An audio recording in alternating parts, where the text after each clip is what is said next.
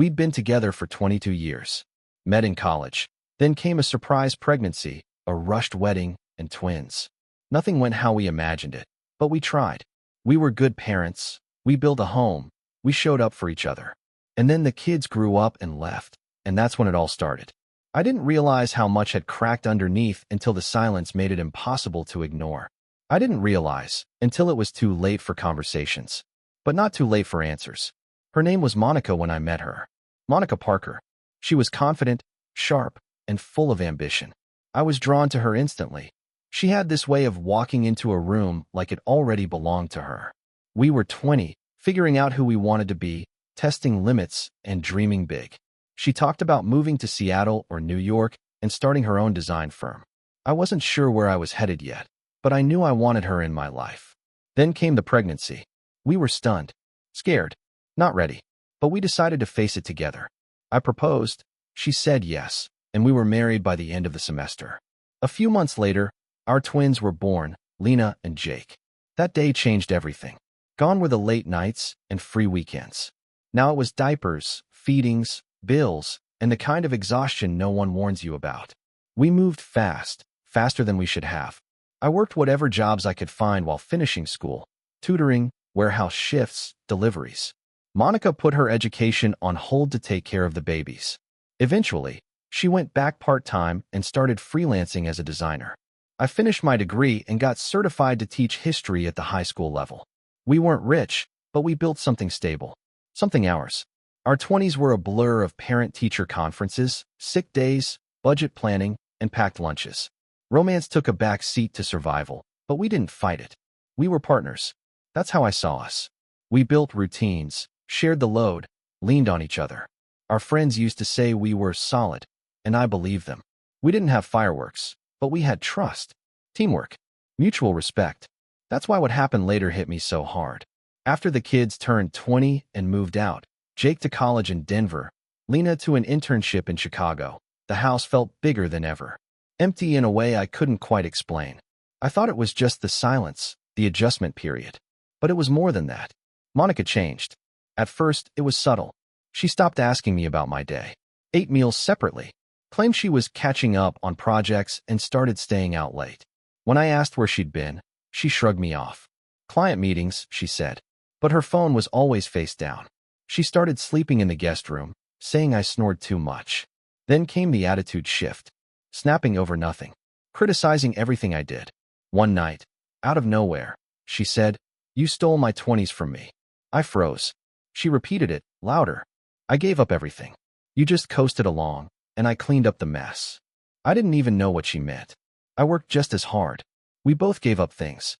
But that's what marriage was, right? I tried to reason with her, but she wasn't hearing it.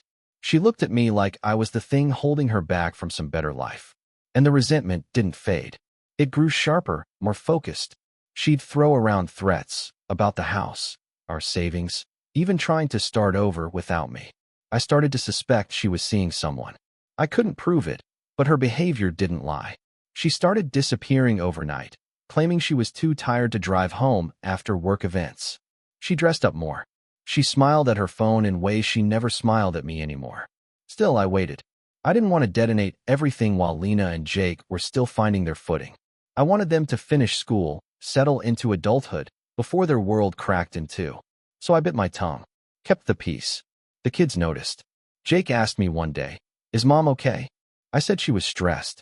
Lena said Monica had started posting cryptic quotes on social media, stuff about finding yourself and letting go of what doesn't serve you. Typical midlife crisis language, but darker than usual. I held the line until Thanksgiving. We'd planned a small dinner, just us four, a rare night with everyone under the same roof. I made Monica's favorite stuffing. Jake brought dessert. Lena had good news about a scholarship extension. I thought maybe, just maybe, we could pretend, even for a night. It didn't last. Halfway through the meal, Monica snapped. Jake had made a joke about childhood photos, and Monica dropped her fork with a clatter. "Don't pretend this family was some fairy tale," she spat. "You were both accidents. And I only stayed because I had to." Silence. Dead, heavy silence. Lena's eyes filled with tears. Jake just stared at her, stunned. I could feel my pulse in my throat. Monica pushed her chair back. "I gave up everything. my dreams, my life, my 20s, for this. She gestured to the table like it was a prison sentence. Now it's my turn to live. She stormed upstairs, left us sitting in the wreckage of what used to be our family. That was the night I knew there was no salvaging this. Not for the sake of the kids. Not for the sake of history. Monica had made her choice. After the kids went to bed, Jake came into my room. "You don't have to stay," he said. "You've done enough." I didn't say anything. I just nodded. The next day, I called a lawyer. And I called someone else too, a private investigator named Stanley Cook. If she was going to burn the bridge, I wanted to know who was handing her the matches. I didn't want to believe she'd really been unfaithful. Part of me still held out hope that maybe it was a phase. Maybe she was just lost, trying to reinvent herself after 2 decades of parenting. But deep down, I already knew. You don't sleep in the guest room and disappear for nights if there isn't someone else pulling you away. Stanley Cook was a quiet man, late 50s, gray beard, flat voice. Recommended by a colleague at school who'd gone through a messy divorce. Discreet, fast, and thorough, he told me. I wasn't even sure what I was asking him to do when I first called. I just needed answers. Cold, factual, undeniable. Stanley didn't waste time. "Give me a name, a schedule, a photo if you have it," he said. "I'll get the rest." I gave him Monica's daily patterns, the places she claimed to be working, a few recent selfies she'd posted. He nodded, wrote things down on a yellow legal pad, and said, 3 to 5 days. Meanwhile, I tried to hold the house together. Lena and Jake extended their stay for a few more days after the blow-up at dinner. Monica avoided us completely, holed up in the master bedroom, leaving early, returning late. No apologies. No explanations. Just icy silence. I caught her once in the hallway and asked, "Do you even care what you said to them?" She didn't look up from her phone. "They'll understand one day," she muttered. "They're adults. They'll get it eventually. No regret. No shame." 3 days later, Stanley called. "We've got him." I met him at a diner just outside of town. He slid a small folder across the table. Inside were photos, grainy, but clear enough. Monica, and a man I didn't recognize. Early 40s, scruffy beard, tattoos, worn leather jacket. They were kissing outside a bar, holding hands in the parking lot, entering a motel together at midnight, leaving separately in the morning. Stanley flipped over the top page. His name's Colin Brewer. No marriage, no kids. Works freelance, odd jobs. Mostly construction. No criminal record, but he tapped the page. He's bad news. I read the rest in silence. Colin had a reputation, not illegal, but sketchy. Fired from multiple jobs, bounced between towns, owed money to several small contractors. One note caught my eye. Known for getting involved with older women, often ones in rocky marriages. A pattern. Stanley leaned in. He's not just sleeping with her. He's feeding her this fantasy, telling her she deserves better, that you're holding her back, playing the martyr card, manipulating her. My jaw clenched. "How do you know that?" Stanley pulled out a small recorder. She left her phone unlocked one night. "I got audio." He hit play. Monica's voice. "I can't just leave yet, Colin. He'll make it messy. The kids will hate me." Colin's voice. "You deserve your own life. Screw what they think. He's deadweight. You're the one with value." I turned it off. That was enough. Now I understood everything. The sudden bitterness, the rehearsed insults, the rewrites of our shared past. It wasn't just Monica drifting. It was Colin whispering poison in her ear. He wanted her angry. He wanted her to burn it all down so she'd have nowhere else to go but to him. But I wasn't going to let that happen. I asked Stanley one thing. "Can we ruin him?" Quietly. No jail, no drama. Just consequences. Stanley didn't smile. He just nodded. "Leave it with me." I started preparing in silence. Moved half of my savings to a separate account. Made copies of every financial document. Changed the locks on my home office. I wasn't going to confront her. Not yet. I wanted Colin to fall first. I wanted her to watch it happen. Monica still walked around the house like she owned the world. Started redecorating the living room. Talked on the phone loudly. Laughed too hard at things that weren't funny. A few days later, I overheard her telling someone, "He has no idea. He still thinks I'm just tired." Meanwhile, Stanley worked. He found out Colin had applied for a city permit for a remodeling contract using forged credentials. That was enough to get the attention of the city clerk's office. Stanley also accidentally shared Colin's relationship history with the HR manager of the contractor he'd recently signed with.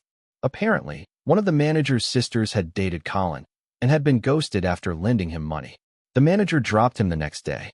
Then Stanley reached out to a few local developers Colin had been trying to network with. They suddenly lost interest. A background report landed in their inboxes anonymously. Nothing illegal, just enough dirt to make him look unreliable. Within a week, Colin was out of work, blacklisted from 3 firms, and evicted from the trailer park where he'd been staying. Monica didn't know yet, but I could feel her mood shifting.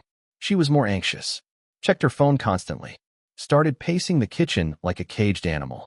One night, I walked in and saw her on the phone whispering, "I don't know what happened. They said they're not returning his calls anymore." She looked over her shoulder and quickly ended the call. I sat down with a drink and waited. She stared at me.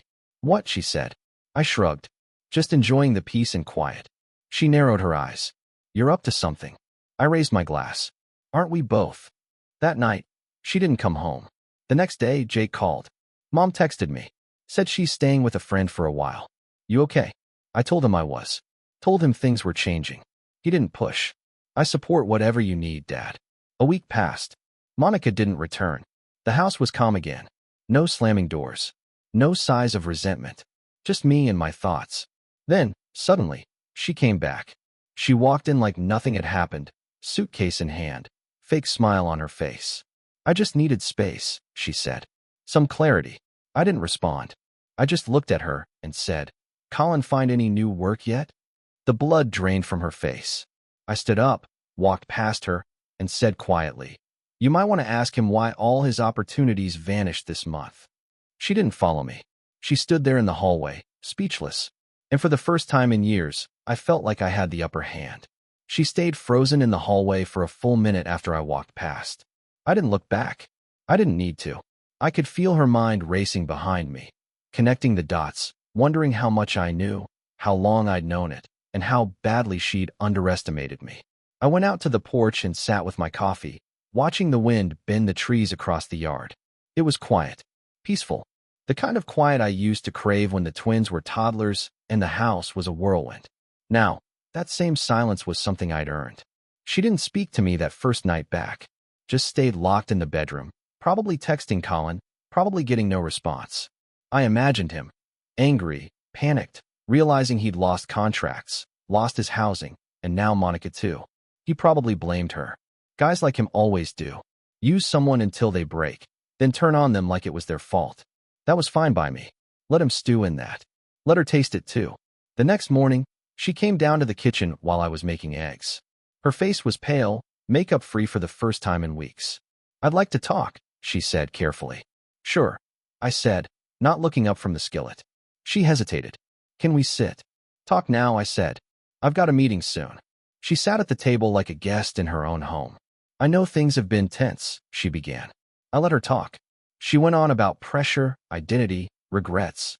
None of it was an apology, just noise. Then she finally said it. "I ended things with him." I raised an eyebrow. Did he know he was being ended? Her lip twitched. "I don't expect you to believe me, but I mean it. It's over. I made mistakes. I think we lost ourselves. Somewhere along the way." I set the pan down and turned to face her.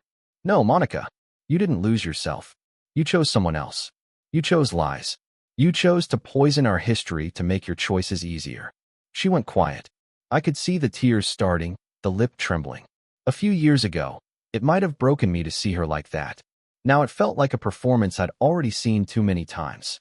"You humiliated me," I said calmly. "You threatened me. You told our children they were mistakes. You let a stranger into our marriage and let him turn you against your own family." She covered her mouth with her hand. "I didn't mean, yes, you did," I said. "You meant every word. You just didn't think you'd have to live with the consequences." She stood up suddenly, her chair screeching backward. "So that's it. You just want me gone." I shook my head. "No, I want you to see what you've done. And I want you to understand that I'm not the man you thought would sit back and take it." That afternoon, I sent Lena and Jake a message. "We need to talk." In person. Lena was home within 3 days. Jake took a bus the next morning. I didn't tell them everything, just enough. Enough to explain that their mother had been unfaithful, that it wasn't a fling but a manipulation that had nearly destroyed our home. They were stunned. Not surprised, maybe, but heartbroken. Lena looked angry, more than I'd ever seen. Jake just looked tired. What happens now? Lena asked. I said, I'm divorcing her. They both nodded. Monica tried to stop it. For the next 2 weeks, she flipped between begging and lashing out. One day she left a note on my desk, saying she finally saw what she was about to lose. The next day, she screamed at me in the driveway, blaming me for ruining everything. But I didn't respond to the swings. I kept the paperwork moving. My lawyer was solid. Efficient.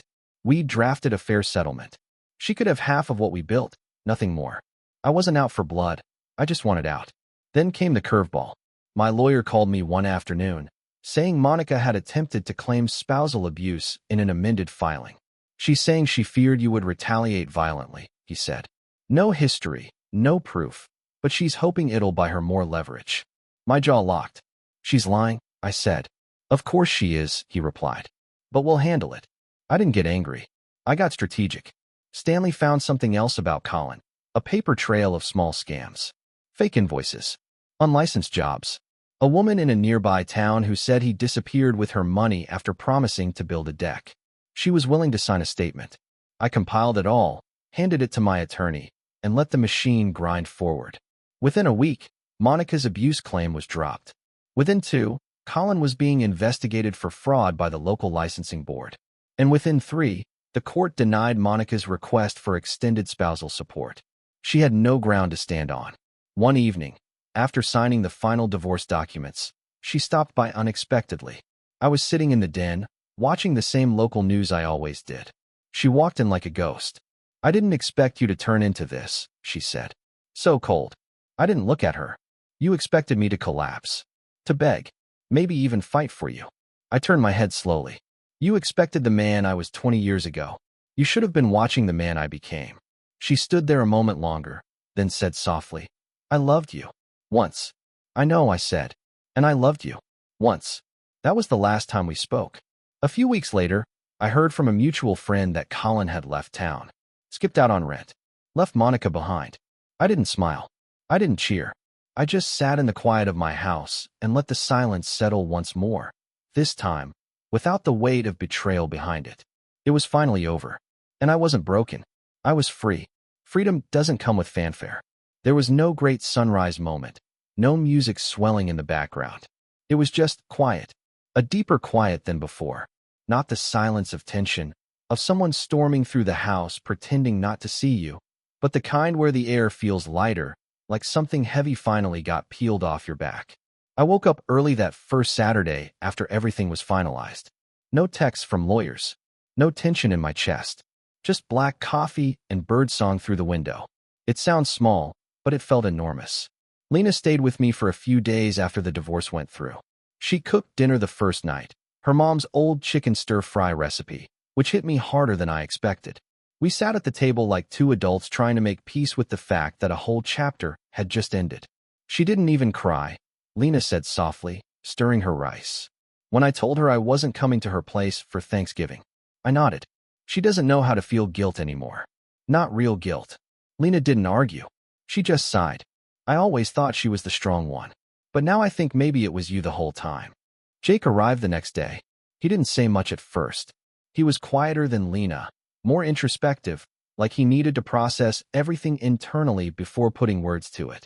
But that night, when we sat out on the porch, he finally opened up. I never liked that guy, he said. Colin. She brought him around once, before you knew, I think.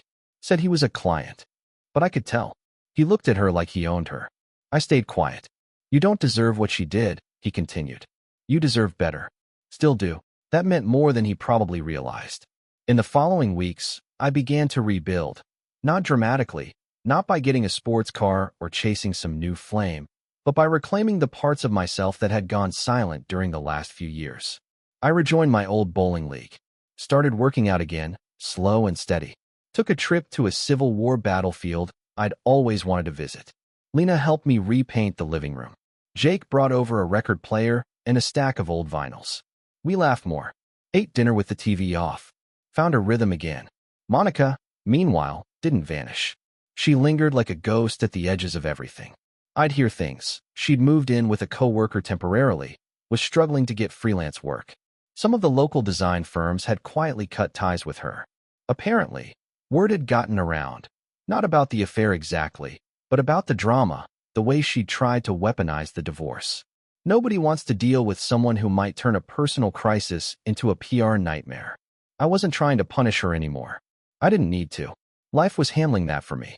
But I did make one last decision that would keep the boundary clear. I put the house in a trust, with Lena and Jake listed as beneficiaries. Monica would never touch it, even if something happened to me. My lawyer made it airtight. One day in early spring, I saw her again.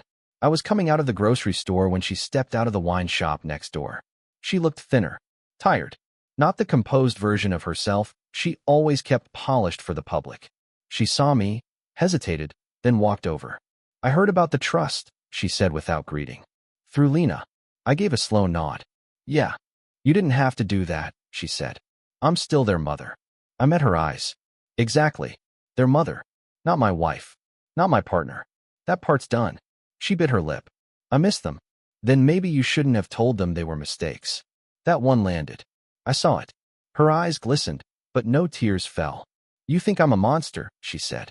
No, I replied. I think you're a grown woman who made choices. And now you're learning what those choices cost. She looked away. I didn't mean to ruin everything. I didn't say anything to that. What was left to ruin had already been burned. She started to walk off, then stopped. Do you think they'll forgive me? She asked over her shoulder. I waited a long moment before answering. That's not up to me. That's between you and your own reflection. She didn't reply. That was the last time we spoke face to face. After that, the healing accelerated. I hosted Lena and Jake for birthdays, holidays, even a 4th of July barbecue in the backyard. We talked about memories, some funny, some hard, but the air was clean. No bitterness. No weight of unsaid things.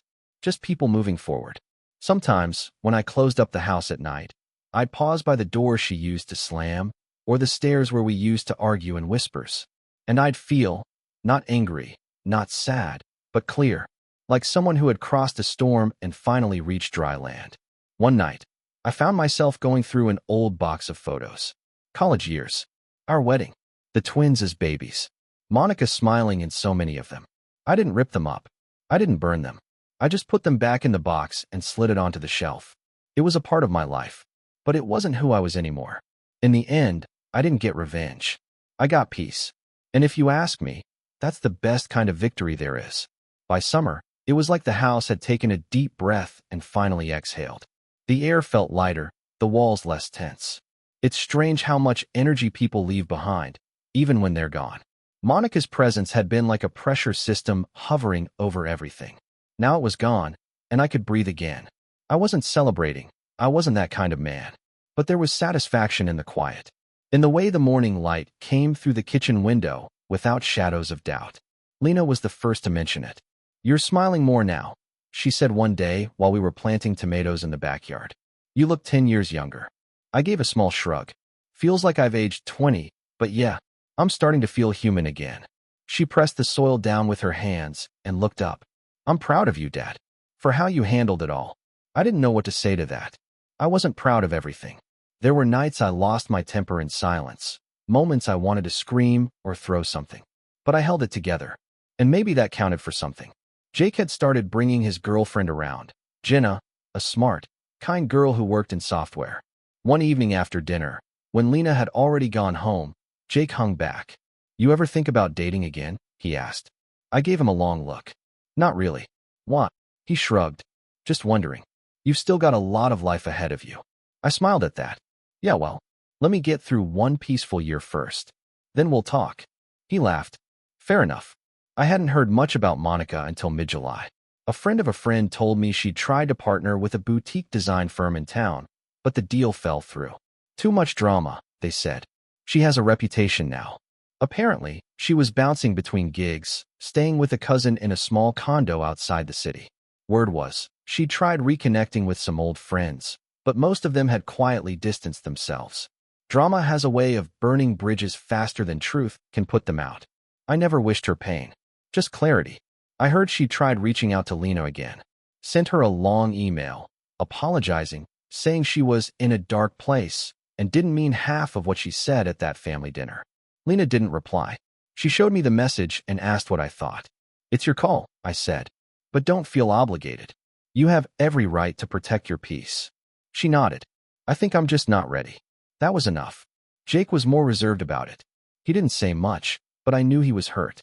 He'd always looked up to Monica when he was younger. She was the fun parent, the creative one, the one who made things exciting. But the pedestal had cracked, and what was left underneath didn't inspire admiration anymore. Trust, once broken that deeply, doesn't rebuild easily. There were moments, though, where I caught myself wondering if she regretted it. Not just the affair. All of it. The resentment. The way she rewrote our history. The way she treated the kids like collateral damage. Maybe she lay awake some nights, replaying it all. Or maybe she didn't.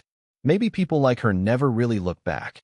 They only mourn what they lose, not who they became to lose it. That fall, I was invited to speak at a local community college about teaching, history, and resilience.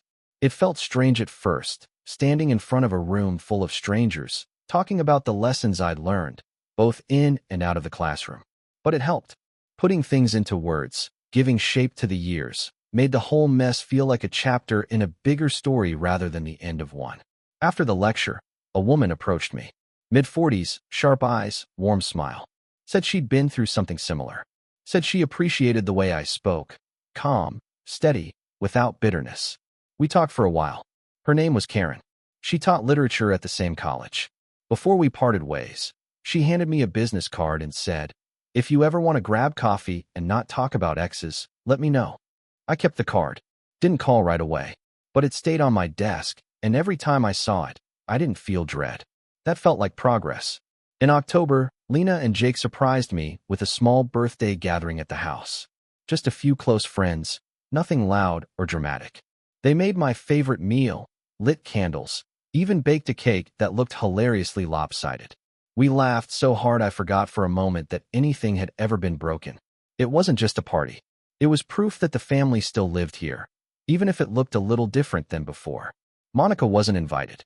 Jake asked me later if I'd heard from her again. "Not directly," I said, "but I think she got the message." I paused. "I don't hate her, Jake. I just don't need her anymore. And that's not anger. That's peace." He nodded slowly. "You're better than most people, Dad." I looked at him. No, just someone who got tired of carrying other people's weight. By the time the holidays rolled around, I finally felt whole again. Not in a dramatic, Hollywood ending kind of way, but in the real, grounded way that matters. I had my kids. I had my home. I had my clarity. And for the first time in decades, I had a future I could shape for myself. The first time I ran into Monica again in person was in a parking lot behind the library. It had been nearly a year since the divorce, maybe more. I was loading a few books into my trunk, some history, a novel Lena recommended, when I heard a familiar voice say my name. I turned slowly. She looked different. Thinner, but not in a healthy way. Her hair was shorter. Her clothes were casual but carefully chosen, like she was trying to present stability. "Eric," she said again. I nodded once. "Monica." She hesitated, then walked a little closer, stopping about 10 feet away. "You look good." "Thanks," I said. "You okay?" She gave a shallow shrug. "Getting there. It's been a tough year." I didn't say anything. Let the silence answer for me. She went on. "I'm living out near Rosemont now. Got a small apartment. Freelancing again. It's not what I planned, but I'm figuring it out." I gave her a neutral look. "That's something." She looked down. "I miss them. The kids. I've texted, called. I don't know if they'll ever come around." I wanted to say, "You made sure of that," but I didn't. I just waited. She took a deep breath. "I wasn't fair to you, Eric. I know that. I was angry for things I never said out loud. I blamed you for the life I chose. That wasn't right." I nodded slowly. "You don't have to explain. Not anymore." She looked up. Her eyes were tired. "Do you hate me?" "No," I said plainly. "I don't carry that." She looked surprised. "Then what do you feel?" I considered it. "Distance," I said. "Perspective. And peace." She looked like she wanted to say more, but instead she just nodded, whispered, "Take care of yourself," and walked away. I watched her disappear behind the corner of the building and felt nothing but the wind moving through the trees. Later that week, I told Lena about the encounter. She listened carefully, stirring a cup of tea in my kitchen. "I don't know if I'll ever be able to forgive her," she said softly. "Not for what she did to you. Not for what she said to us." I nodded. "You don't have to rush. Or ever, if it doesn't feel right. That's your call." She looked at me. You really let it go? I had to, I said. If I didn't, she'd still be living in my head rent-free. And I've got better plans for the space. She smiled at that. I'm proud of you. That makes two of us, I said. Around Thanksgiving, Jake and Jenna got engaged. They told me first. Said they wanted a small wedding, nothing too flashy, just family and a few friends. We want you to walk Jenna down the aisle, Jake said. Her dad's not in the picture, and she said if anyone deserves the role, it's you. I blinked. I'd be honored. That night, after they left, I sat alone in the living room, fire crackling in the hearth, and let that moment settle in. Not just pride, but proof. Proof that despite everything, the family I built was still standing. Bent maybe, but not broken. Karen, the literature professor from the college, eventually called. We met for coffee, talked about books, travel, growing older, and what it means to rebuild yourself. She'd been through her own storm. A long marriage, 2 kids, an unfaithful husband who blamed her for his boredom. We didn't rush anything. We didn't need to. Sometimes we'd just sit at the park and read quietly on the same bench. It was easy, kind, and honest. One evening, she asked, "Do you ever feel like you wasted time?" I thought about it. Sometimes. But I also think time is only wasted if you refuse to learn from it. And I've learned more in the past 2 years than I did in the 20 before it. She smiled and said, "Then maybe it wasn't wasted at all." That stuck with me. The first Christmas after the divorce was quiet but warm. Lena and Jake came over, brought food, and we sat around telling stories from when they were kids. We didn't pretend everything had always been perfect, but we celebrated that we were still a family, just reshaped. I got a card in the mail from Monica. No return address. Just a handwritten message. "Thank you for being a better father than I was a mother. I hope one day they'll see I'm sorry. M." I didn't show it to the kids. I didn't respond. Some things are better left acknowledged, but not reopened. By spring, the house felt fully mine. I'd painted the front door a new color, replaced the worn carpet on the stairs, hung some new photos, me with the kids, some landscapes from my trip to Gettysburg, even a framed quote from Lincoln that Karen had given me. I am not bound to win, but I am bound to be true. It felt right. I wasn't chasing a second chance at youth. I wasn't trying to erase what had happened. I was simply choosing what came next and doing it on my own terms. Sometimes people ask if I'm bitter. I tell them no, because bitterness is a chain, and I've already done my time in someone else's cage. What I have now is freedom, not from marriage, not from responsibility, but from lies, regret, and pretending things were okay when they weren't. This wasn't the life I imagined back in college, but it's a good life, a real one, and in the end, that's all I ever wanted.